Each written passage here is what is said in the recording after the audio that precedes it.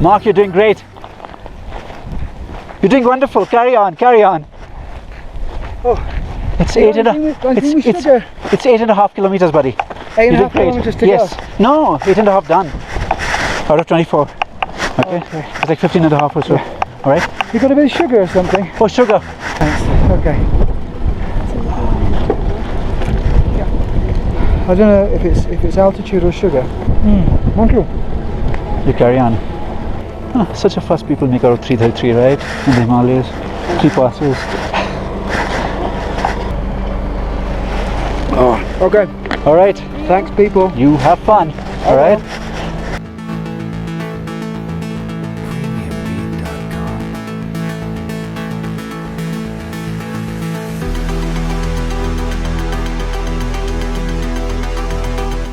La Ultra The High was conceived in 2010 as a 222-kilometer ultra-marathon in Ladakh that crossed two of the highest motorable mountain passes in the world, Khardungla and Tanglangla. Owing to one of the harshest conditions on the planet, only a handful of ultra-runners from around the world have dared to take on the challenge. In the high-altitude desert of Ladakh, the temperatures can fluctuate from 40 degrees Celsius hot to -12 Celsius cold in a matter of 6 to 7 hours. And at the altitude of nearly 18,000 feet at the high passes, you only breathe 50% of oxygen compared to the sea level. Probably the next big one I did was La Ultra 222, wasn't it, Rajat? Yeah, which was a brilliant experience. I really enjoyed the experience. I got bit by the bug by La Ultra. Well, actually, that's not quite true either, is it? Because I did the 222, and I thought, yeah, this is really good. And I can remember you being disappointed. So Rajat asked us, "Is this the toughest thing that you've done?" And I think a few of us say, "Well, actually, it isn't. Okay, it's a really good race." But, the La Ultra, the High, the 222, well, I'm sorry, Rajat, but it's not quite as tough as Badwater, and it's not quite as tough as Spartathlon. We were cracking away on either Facebook Messenger or something, and I was on the top of the mountain, and you asked me if I was coming back, and I said, well, probably not. And so you said, what about 333? And I said, okay, come on then. and that's how the 333 started, okay? All right, and then the 333 was a massively different beast altogether. That just took it into a different realm.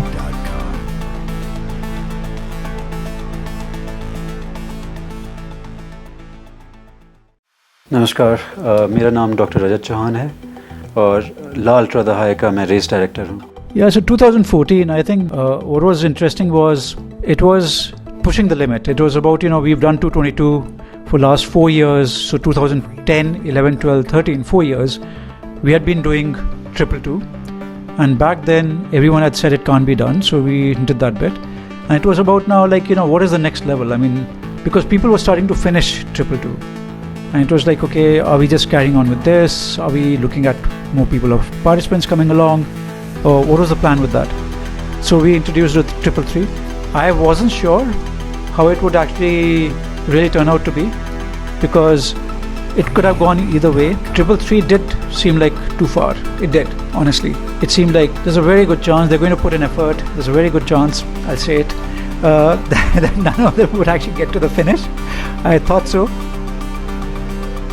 I've never been so excited about what I thought was coming, or what my fantasy told me what would be coming. But the most intense feeling, which of course culminated at the physical starting line, was just simply awe, being in awe of the amount of kilometers, and a great respect for the altitude and what that could do to the body, and a pride for being able to stand there at this spot in the world and take on such a challenge, not knowing the outcome, but just being so proud to be there and be part of this amazing sporting event.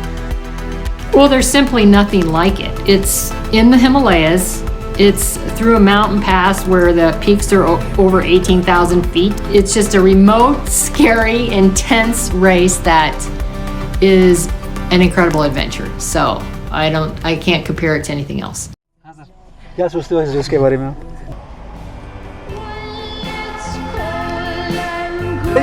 तंबी कस्तो छ पत्रै बन्द करेंगे अब बंद करेंगे What about my matching jacket? Go!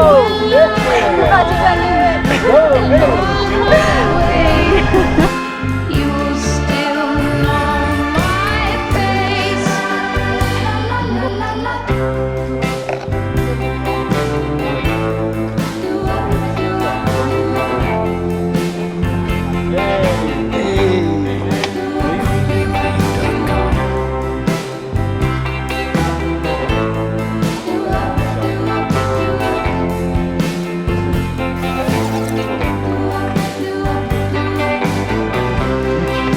Photo चाहिए?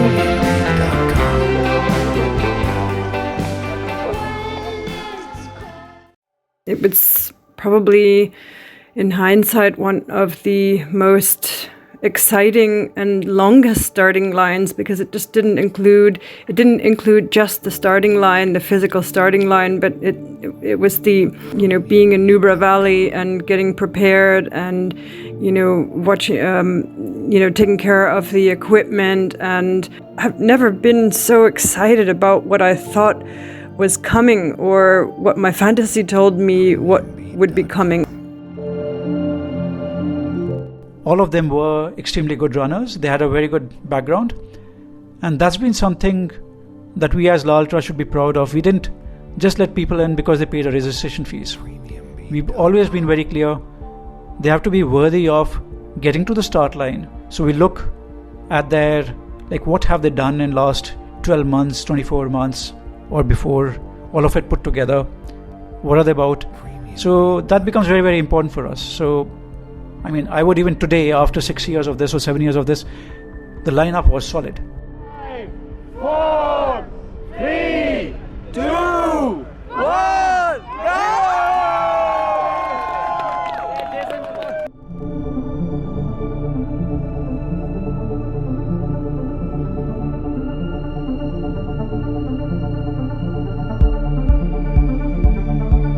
Premiumbeat.com. The reason for starting the race at night was because that road is like a very important one that we run on. The traffic can be a bit too much. Another thing is, you're in the Himalayas and you're not seeing the Milky Way. That only happens when you end up running at night. And that's beautiful. When you're running at night, when you're just, as a crew member, you're sitting out at night time, it's beautiful. It's amazing. And you're connecting with yourself, because our race does not attract 1,000 runners. There'll be 5, 10, 15 runners and all that stuff. You introspect a lot. You connect with yourself a lot better. 543, 543, 543, 6 runners crossed, 1 over. Any more?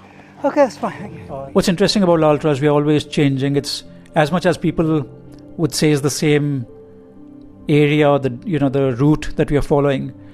One, the nature is such that it takes care that it's never the same. Second, we ourselves as race organizers are messing around with the start line, the finish line, and the start time of the run, the cutoffs. 2014, the cutoff for the 111 and 222 was 7 hours, saying that it has to be done with some effort. And for the 333, because we were very unsure how much energy they need to conserve to get to that point, we were like, okay, fair enough, 1 extra hour you get. 1 for 3. Chetan, are you there? Over. Did mess it up for a few runners, actually quite a few runners. So whether it was a 111 runner, whether it was the 222 runners, 7 hours for 48 kilometers, climbing up to from an 11,000 feet to the 15,000 feet. Looking back at it, I think it's a little tough.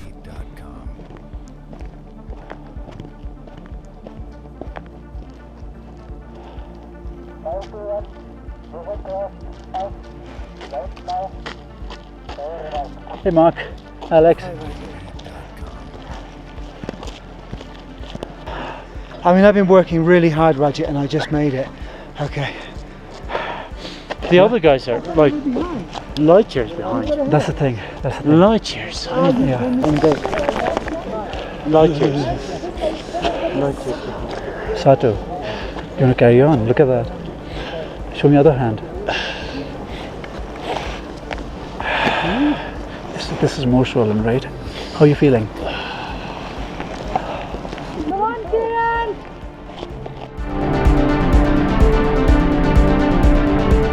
How are you feeling? How are you feeling? Honest one.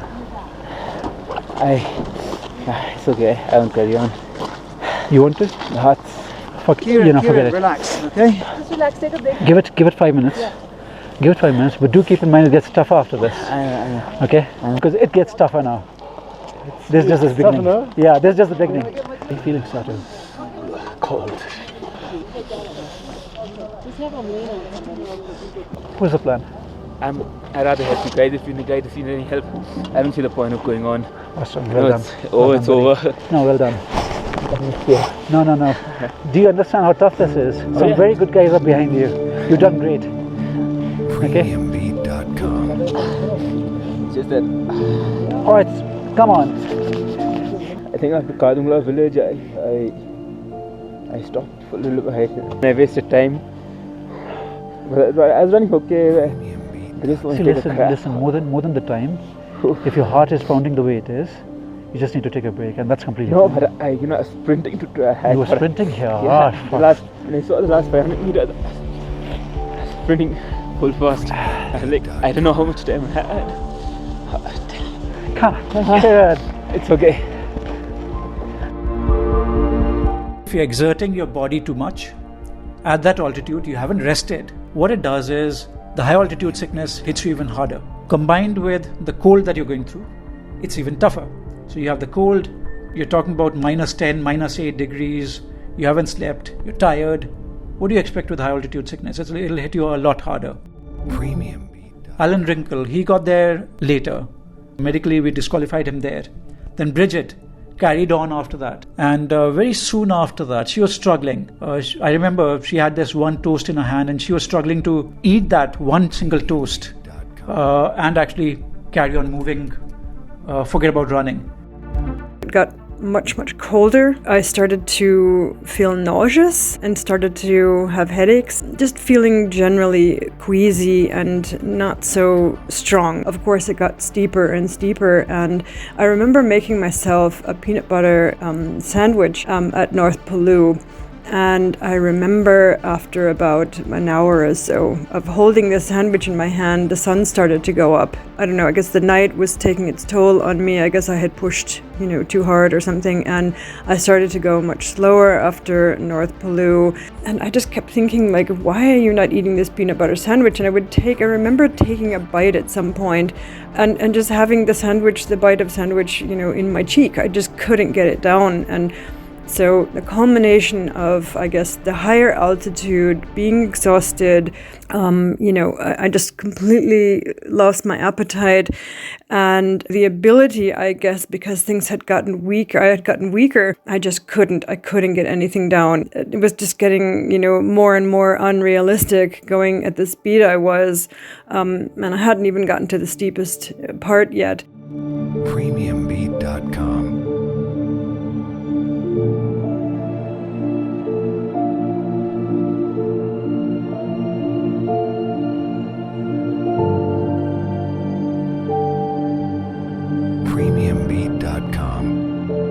Michael had come 2 years ago, before this, and Michael and Kim, both of them had come together. He was very clear. When he had come, he was like, listen, I've come, but I haven't trained. Even on emails, he had told me, but I want to come along with my friend Kim. People have their running buddies and they want to be with them. They want to support them. After North Palu, he started struggling, more so around closer to Khardungla. So 4 or 5 kilometers short of Khardungla, he was really struggling.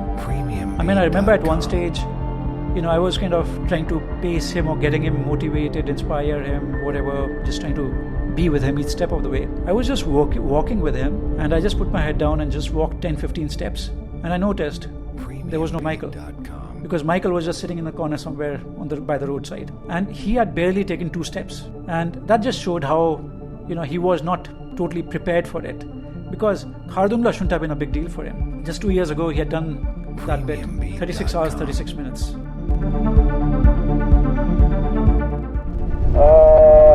221. Rajat, Jason is not in really good shape. His coordination is lost and is dehydrated. He is not in good shape. Is the medical team with you? Over. Interesting part about high altitude sickness is, as I said, it's a great leveler. Now Jason Dunn, for example, got to the 48 kilometer mark in 6.5 hours or so, or even lesser, I think. They were doing fine till Khardungla, and while coming down was the struggle part for them. What's important to notice here is it's not only about climbing up that you get high altitude sickness. Even while coming down you can, because you're yet above 16,000 feet or 17,000 feet. So that was the tricky part for Jason.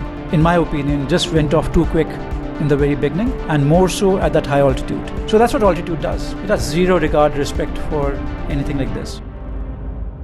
Come on, Jab. You can beat that. I am running for peace. Kolkata to Vaishno Devi to Leh Ladakh. उसके आगे कहाँ? खारदुंगला हो गया आप. ऊपर कहाँ जाओगे? आप सीधा घर जाने. क्यों? घर क्यों जाना है? बस. क्या करोगे घर पे जाके अभी? घर में बीबी है ना. पहले भी तो थी, अभी भी तो थी बीबी. या कहीं और छोड़ के आए थे? 2.5 महीना हो गया ना, इसलिए आप जाना चाहिए.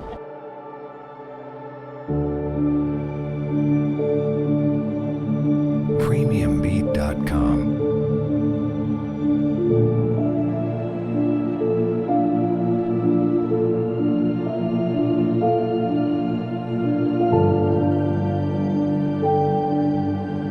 Premiumbeat.com.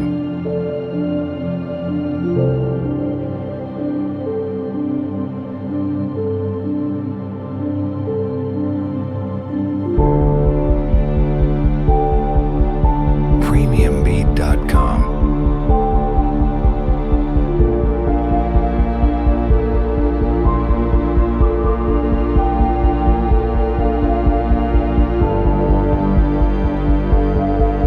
Premiumbeat.com.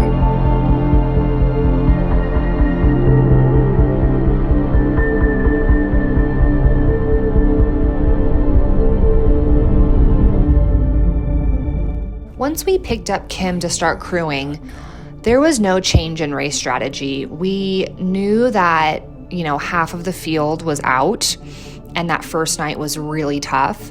And, we believed the next 2 nights were going to be rough. But Kim just mentally was in the zone. And so we knew that all we could do was just keep moving forward and help him get to the finish line. Premiumbeat.com.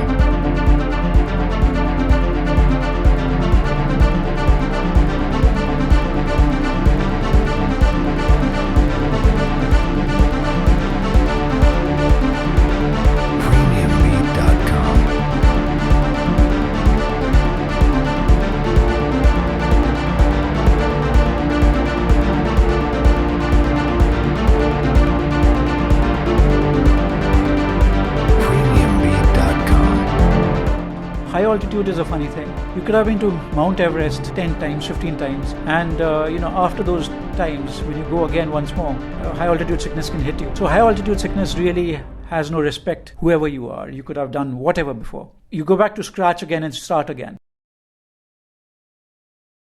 Want to take the rest for another couple of hours and then decide? Or? Yeah, maybe. Okay.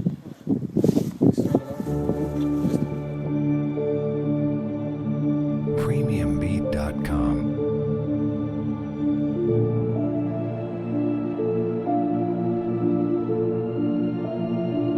Morning, Mark. How are you doing? Morning, Doc. Good morning. How's life? Mark. How are you doing? I'm okay actually. All right. We stopped for a while. I just had to sleep. You're doing great for time, so no issues. Okay. Yeah. I just had to sleep. Yeah.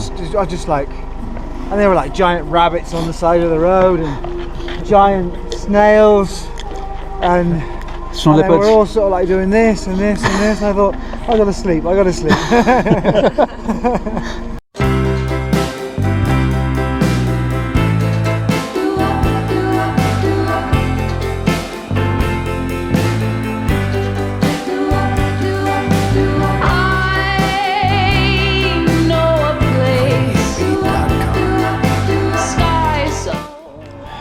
Yo Chetan, what's up?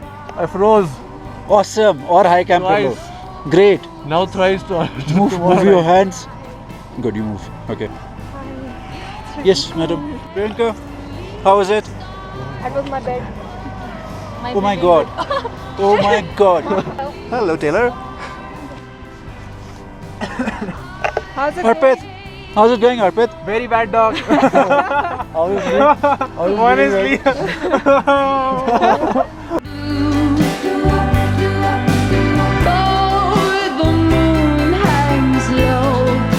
It was just so nice to see a lot of the core team, and we learned that there was only 4 runners left in the race, and Kim was in first. And so we stopped there just to get some food and collect ourselves before the journey up.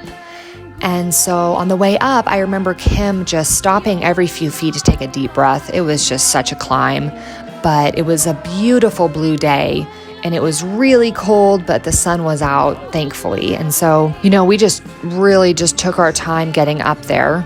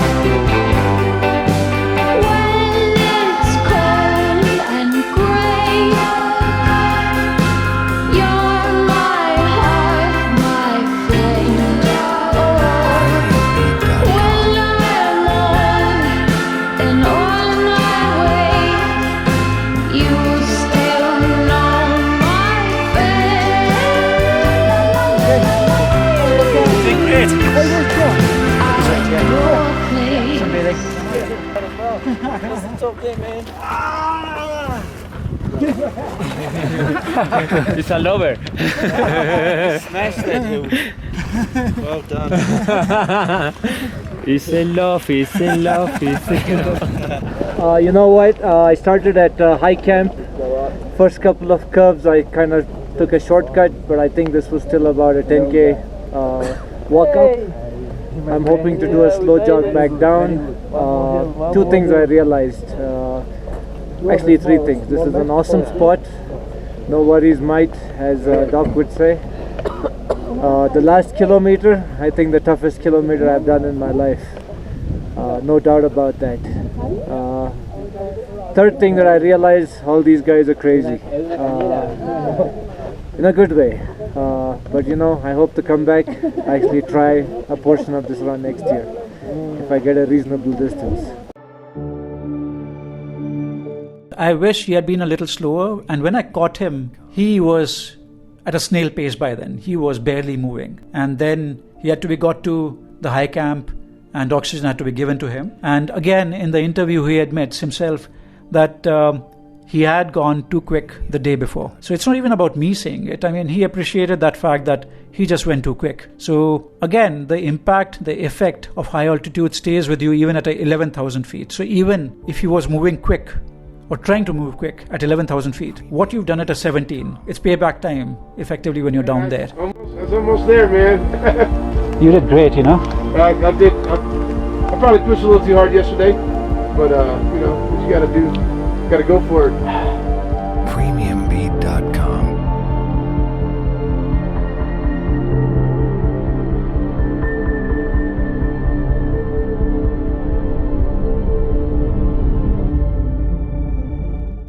He had done by then 222 kilometers, and here was Jup. He was already having some ankle issues. It showed in the last 4 or 5 kilometers, especially because I was close to them during that time when they were getting to the 222 cutoff point. But when I examined, so what I told him was, when he got to the 222, that listen, not happy with the lung conditions. I need you to rest. We'll reassess in some time. I did exactly that. He rested, checked him again. It just wasn't looking good. And now we have in front of him another triple one that is there, with another high pass that is there, Tangling La. I can't risk anyone for that reason when it's at that altitude. So it was a very simple decision for me, a difficult one because it's a extremely good friend who's trained for that long, an amazing guy, and to break it to him, saying, listen, it's game over. I would say no regrets as a race director because it was something that had to be done. Premiumbeat.com.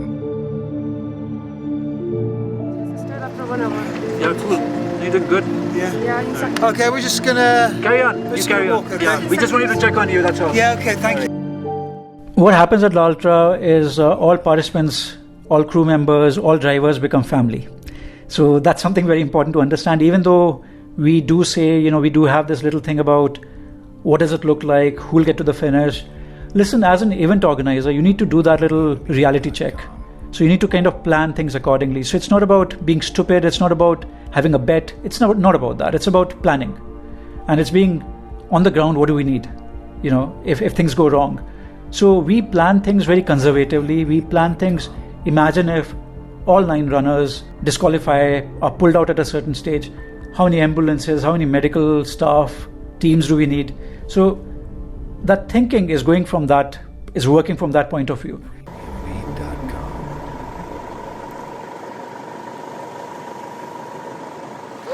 उठा के दिखाओ Beautiful.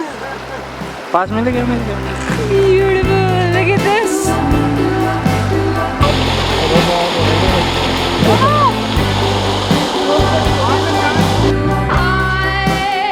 So we got to Rumse being 277 kilometers, and they're full of energy. There are 2 runners yet on the course. Jup was the 3rd one who was out, so the only 2 of them. Both looked in good shape. But I also remember coming down Khardungla when Mark and Kim were there together. So, the camaraderie at Ultras is amazing, is phenomenal. But at the same time, you also, in all of us, is that little baby, that little child, that I want to be there, the first person to cross the line, especially when it's a new distance, like a 222 or a 333. I want to be the first one to do a whatever distance. All of us have it. Mark Woolley and Kim Rasmussen, both of those guys are super strong, super fit, experienced endurance athletes. They're like the cream of the crop of runners. They're both excellent. They both proved how tough and how expert they are at running in those distances. Those guys have done some of the most intense races in the world, and they just have my utmost respect. So Kim had been in the lead starting on the 2nd day, and so when we heard that Mark was coming up behind us, we were just really, really surprised. And Mark did overtake Kim, and they showed great sportsmanship, and they hugged, and they stayed together for a moment, and then Mark took off, and Mark was looking really good.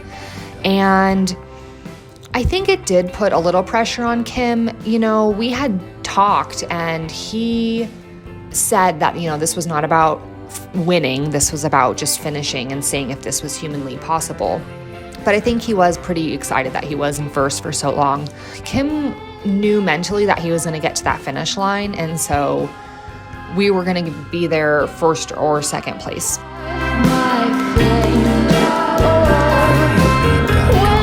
You could just feel the electricity in the air.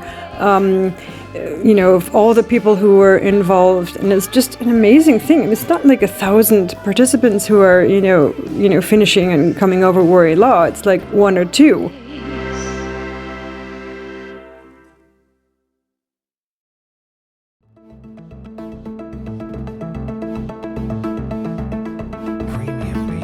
He carried on towards Tanglangla and got there. He was super happy, those selfies taken, those pictures taken with Javi and stuff like that. It was all cool stuff. So we went ahead by 8 odd kilometers and we were waiting for him there. And Mark gets there. Somehow he was low on energy. He didn't seem as full of energy as he was while he was on top of Tanglangla. And he asked for sugar, and I thought, because it was like about 16 Mark, kilometers you're doing short great. of the finish line. You're doing wonderful. Carry on, carry on. It's 8.5 kilometers, buddy. 8.5 kilometers to yes. go. No, 8.5 done. Out of 24. Okay. It's like 15.5 or so. All right. You got a bit of sugar or something? Okay. All right. Thanks, people. You have fun. All right.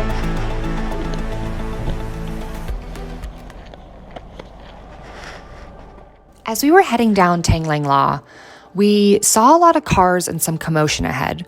And so a core crew vehicle had come up to us, and Rajat, the race director, jumped out and pulled me aside, and he told me that Mark was in really bad shape. His crew member came over rushing in the car saying, something's happened to Mark and he's not feeling okay. Like, what happened? Where? He had barely moved 500 meters from where we had actually left him. He was in the car flat. I think it was not about high altitude, it was a combination of things. It was about high altitude, it was about hypoglycemia, not enough energy being taken in, probably because of maybe overconfidence. But it was also about hypothermia. When you take all these three things together, you just cut them down by a little bit only, it's a recipe for disaster. And if I'd have been more humble and had walked, then I'm pretty sure that wouldn't have happened. But my ego got in the way. There you go. That was a classic case of the ego making a bad decision and thinking that it was better than it was. All right. Hey, that's the sport we choose, isn't it, Raj? Okay. Well done, buddy. Let's do this, actually, then. Well, you know what that means, don't you? I'll come back next year, man. After the winter. Oh.